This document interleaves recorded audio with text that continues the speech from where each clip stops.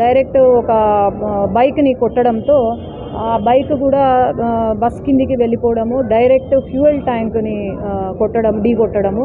ఆ fuel tank మనకు తెలుసు, పెట్రోల్ కానీ డీజిల్ కానీ అంటుకుంటే సెకండ్స్లో అది మొత్తము అంటుకుంది. ఎందుకంటే అక్కడ విట్నెస్ ఒకరు ఆపోజిట్ డైరెక్షన్ నుంచి వచ్చిన వాళ్ళు కూడా అదే చెప్తున్నారు.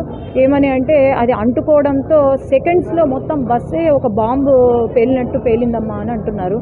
కొంతమంది ఆ టైంలో అంటే నిద్రపోతూ ఉంటారు కాబట్టి కొంతమంది అలర్ట్ అయ్యి విండో పగిలిగొట్టి దూకడం జరిగింది. మనం లోపల గమనిస్తే కూడా 40 మంది ట్రావెల్ చేస్తుంటే 40 మందిలో 19 మందిని ఐడెంటిఫై చేసి తీసుకురాగలిగాము. కొంతమంది అసలు ఏమి స్క్రాచ్ లేకుండా డిశ్చార్జ్ అయిపోయారు. కొంతమందికి ఫ్రాక్చర్స్, హెడ్ ఇంజరీస్ అయినాయి. కానీ ఎవరికి క్రిటికల్గా అయితే లేదు. ఎవరికి అక్కడ 19 మందిలో మిగతా వాళ్ళు ఎవరైతే ఉన్నారో మనం గమనిస్తే అసలు ఐడెంటిఫై చేయలేని పరిస్థితి. ఇంకో గంటన్నరలో ఎవరు ఏంటి అనేది ఐడెంటిఫై చేసి ఇన్వెస్టిగేషన్ చేసి దాన్ని ముందుకు పెడతారు.